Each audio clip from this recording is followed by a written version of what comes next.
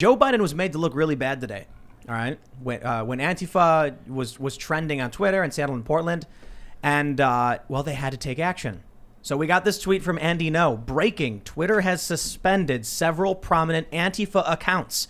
The Base Brooklyn is one of them. The Base is an extremist bookstore in Brooklyn, New York that has been used as an Antifa training center. 16,800 followers. Gone.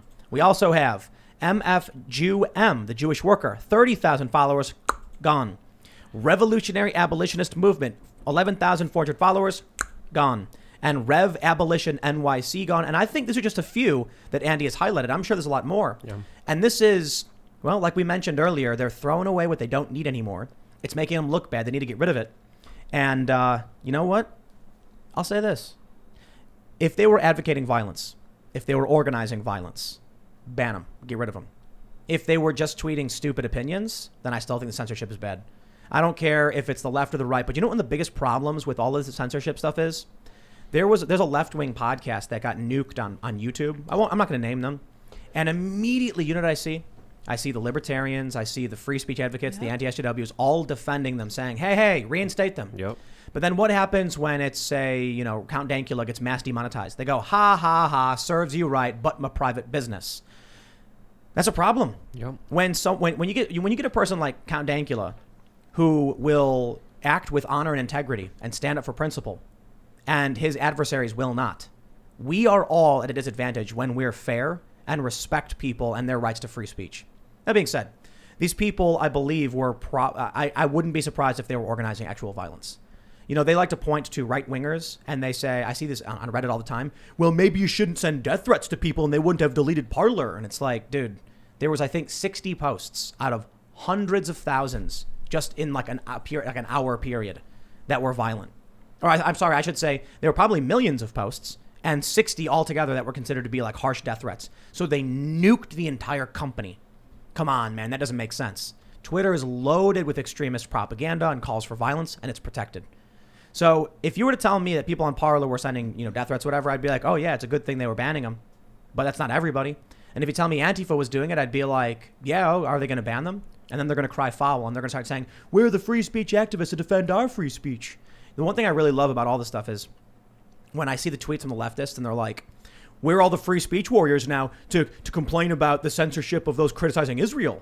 And I'm like, bro, we've all been defending your free speech too the entire time. And when it happens, we always speak up about it. And then when it happens to us, they laugh.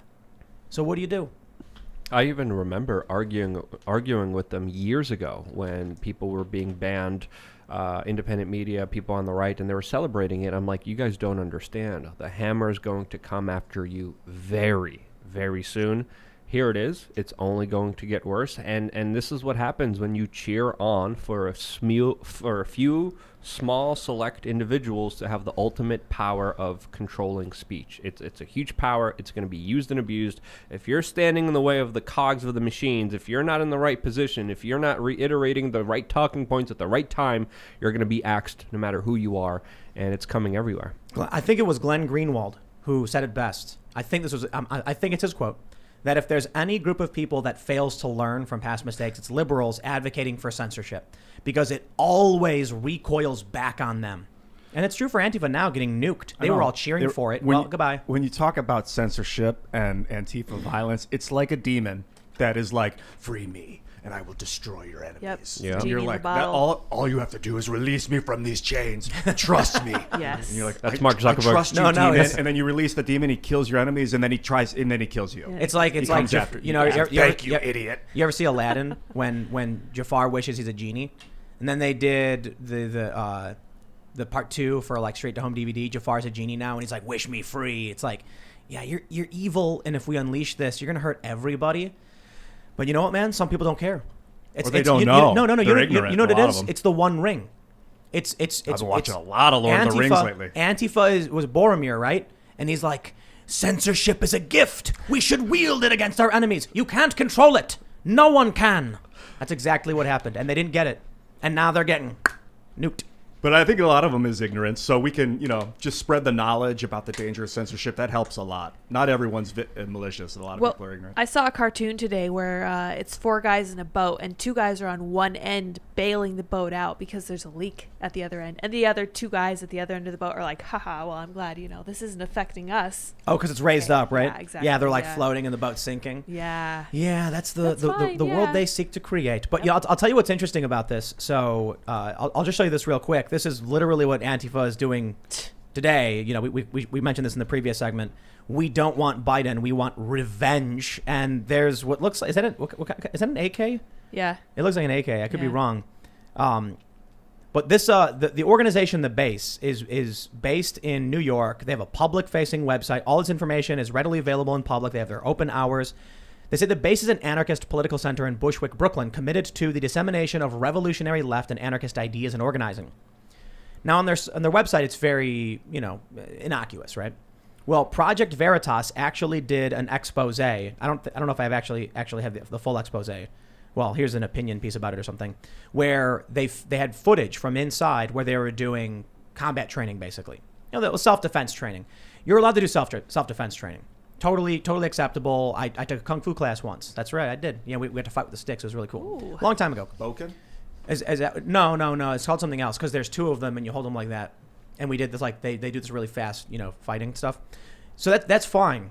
But there is an issue when you've got advocacy for violence, when you've got evidence that these groups in New York have been violent, and they're teaching people about revolutionary ideas, and they hold extremist views, and then they train for violence. You add all those things together, and I wouldn't be surprised if they're posting really, really bad stuff that's going to get them banned. Wouldn't it be good, though, if we knew what they posted that they got banned for? Yeah. Like, I've maybe it was innocuous, maybe it was something that crosses the line. I mean, we have no idea. It's always the mystery with these guys. There's no transparency in the banning process. And that is a problem. And that's why I typically am opposed to it no matter what.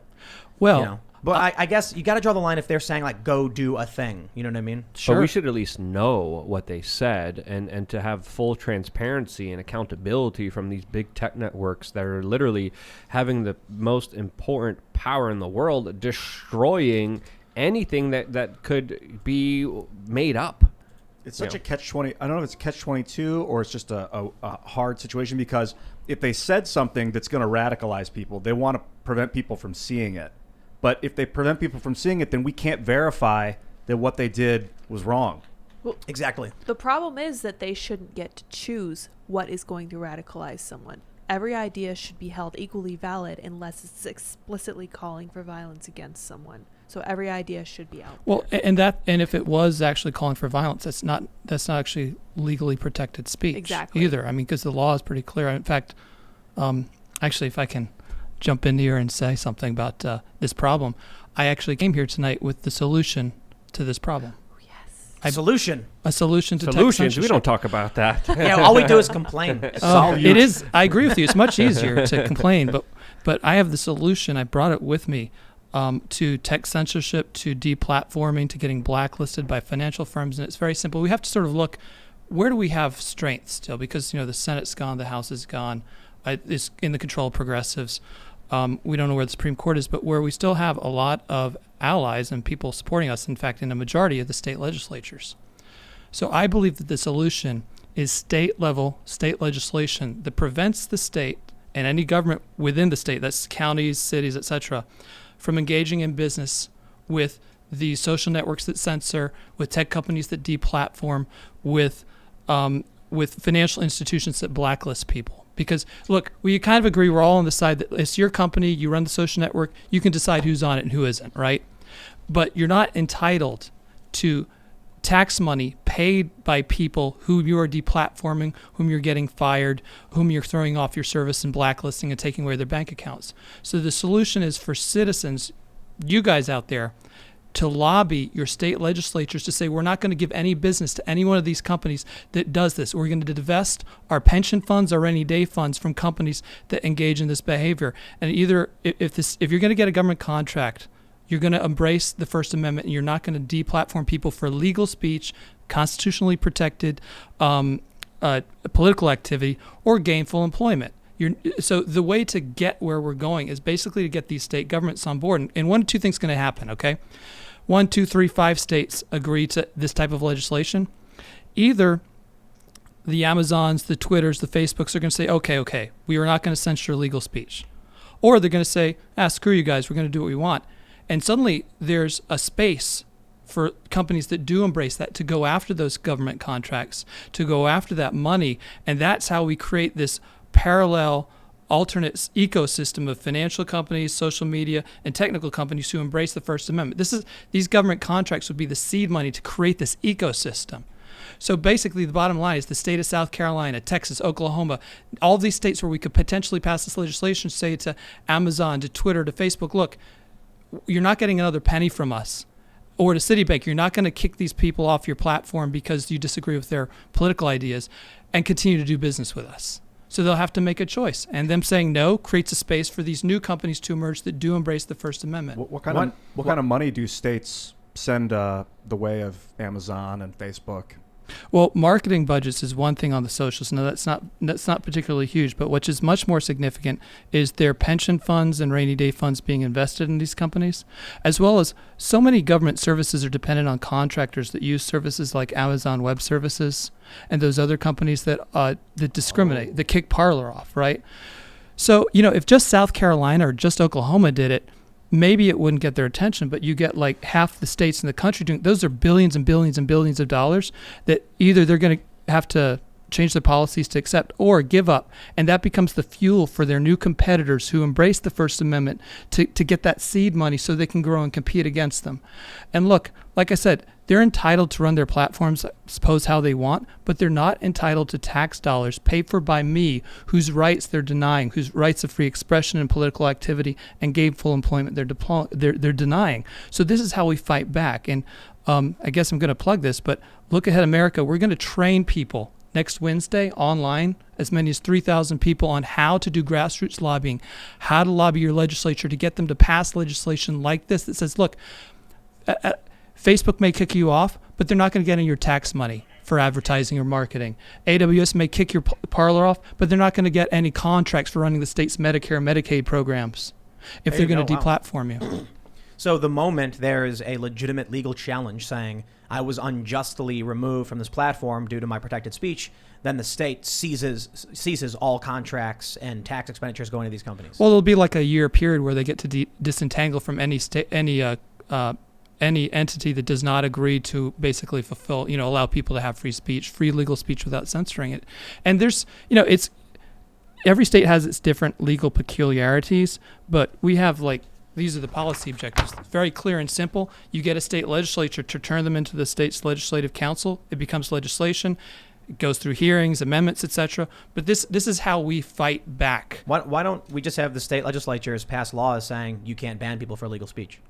Well, they tried that in Florida, I believe. It didn't go anywhere. But why not just actually get it done? Because this is, I think, easier, because the state can control who it does does contracts with. You may recall the state of California banned all travel to other states that did not support bathroom laws. Yeah. The federal government, other states also have riders for all of their contracts that force them to accept rules that are not part of civil rights legislation, but sort of extend it. Mm. So this is common in government contracting and very powerful tool for reform. And it's just a lot easier than saying, hey, social networks can't ban it, because then it becomes a federal matter, whereas the states control who they're going to spend with and who they're not going to spend with. Yeah, we saw Poland recently propose legislation that would heavily fine social media companies for censoring legal speech.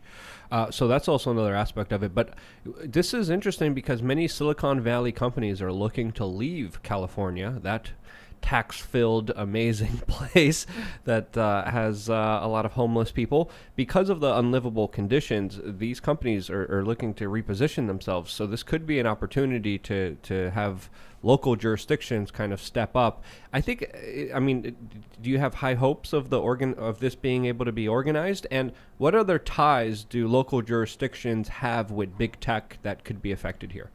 Well, look, all of these big tech companies have offices in every state capital. Why?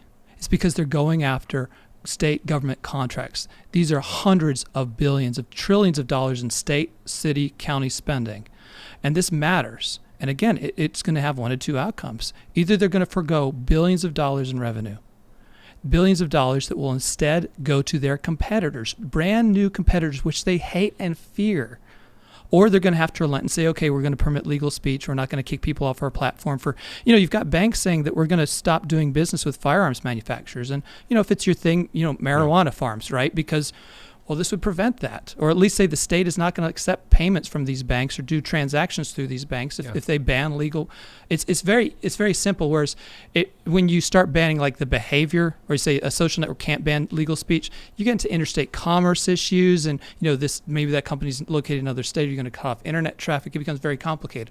Whereas this is very clean cut, and I have high hopes because look. We've got a lot of people with a lot of energy who want to do something and want to make a difference and are fed up with this problem. Becoming a grassroots lobbyist, becoming an activist. This is what the left has done for so long, and they've had tremendous success with it because they were patient with themselves, the time it took, and because they were determined they didn't give up. I know that there are at least a third to half of the states in this country that would eagerly pass some form of this legislation. It's just that it has to get pushed, and nothing moves in politics unless it's pushed. So it's dependent on these folks out here to allow my organization, Look Ahead America, to organize them, to guide them, and to train them on how to do this and how to actually make it happen. Because we can talk all day about all the problems in the world, but we've got enough talkers. Tim does a great job. We don't need more talkers. We need more doers. We need more people doing it and lobbying their state legislature and getting in their faces on it. And the one thing that we're trying to do especially is building culture. So I've often talked about I'm just a guy complaining on the internet. And so that's why for a while we've been talking about doing this vlog where we'll start actually doing things. And that's why we're working on Timcast.com, because I'm like, I can't just keep sitting here complaining on YouTube. It's ridiculous. It's okay to be a talker sometimes. But there's going to be balance. Talkers. There's balance, right? There is a balance. So it's going to be yin yang. We're going to do the stuff where we're like, this is bad stuff. And then we're going to be like, let's make things and have fun and inspire people to do stuff and get them into, I'll put it this way. We talk about it all the time. The left will play video games and they'll live stream Twitch. They go on Twitch, they'll play video games. Which I'm doing later tonight, by the way. Ooh, nice. But I'll talk more about it later. While they're playing video games and these young people are watching Minecraft or whatever, they're talking leftist politics. Mm-hmm. And it works. And that I won't Twitch, be doing. now, because Twitch is dominated by the left, they ban people for even a moderate opinion. You're gone. So what we need young people who are looking at cool, interesting things, getting cheered on, be it skateboarding or music or, firing guns at the range, just fun stuff, demolition ranch style stuff. The kids get excited by it. And then, what do they see in the background? A Gadsden flag. So then when they try and claim the Gadsden flag is a symbol of white supremacy, they go, nuh-uh, that skateboarder guy's got one of those. That's crazy. I won't believe it. I like that guy. He's cool. When they tried claiming that PewDiePie was a white supremacist or whatever because he said some stupid words and made some stupid jokes, all these kids were like, no, he's not. You're lying. And then all of a sudden you have these little kids who are like, the media's lying. They're lies. And then I remember the story, Jake Tapper said his son calls him fake news. But think about how powerful it is. They realized this. This freaked them out. Yeah. And then all of a sudden the censorship went nuts because it was several years ago. Jake Tapper said when my kid gets mad at me, he calls me fake news. Wow. Where does that kid hear that from? Yeah. He heard it from the likes of PewDiePie. They went after PewDiePie hard. He heard it on YouTube. They started going after YouTubers and purging these channels and getting rid of them. So you got to find a way to share your ideas, have them be peripheral to what you do, but inspire and create. And then, honestly, what you're talking about as well. Thanks for checking out this clip from the Timcast IRL podcast. We do the show live Monday through Friday at 8 p.m., so come back to check us out when we go live. Don't forget to subscribe, hit the like button, hit the notification bell, and we are also available on all podcast platforms for free if you want to listen to us there. Thanks for hanging out, and we will see you all next time.